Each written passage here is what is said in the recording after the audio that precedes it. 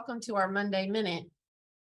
Today, I want to share with you an update to the Hospice Claims Processing Manual, where they have updated the specific guidance to include a new billing edit that has put in place to prevent transfers from occurring where there is a gap in days between the transferring hospice's last day and the receiving hospice's first day of care.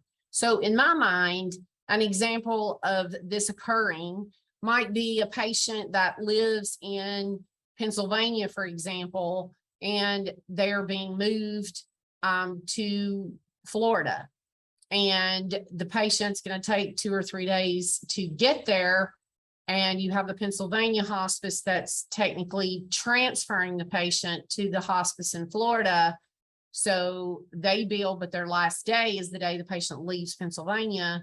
And Florida doesn't bill until the patient is actually there in Florida and a part of that hospice organization. The manuals will not allow those types of transfers to occur. The billing will reject if there is a gap in days. That technically should have always been the case, but evidently there has been billing that has made it through the system without that technicality being complied with. So the strong suggestion is anytime there's going to be a gap in days, the patient would need to be discharged and then a brand new admission done once they have arrived at their destination.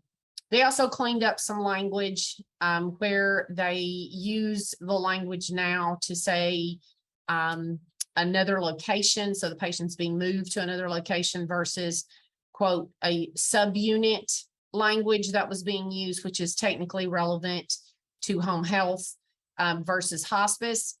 They did make it very clear that the same provider number cannot transfer a patient in hospice. So if the 81C, which is the type of bill that's used in a receiving hospice situation that is receiving a patient after a transfer, has the exact same provider number as the hospice that has transferred the patient, that will reject as well. Hopefully, this has provided some key information for the transferring of hospice patients. I will include in the content of this minute a link to the change request that updates the manuals. If you have any additional questions regarding hospice transfers, please don't hesitate to reach out. We thank you very much for participating today and hope to see you at a conference really soon. Please make sure you stay connected to your state and national home care and hospice associations and continue to participate in all of the educational opportunities that they provide. Have a fabulous week.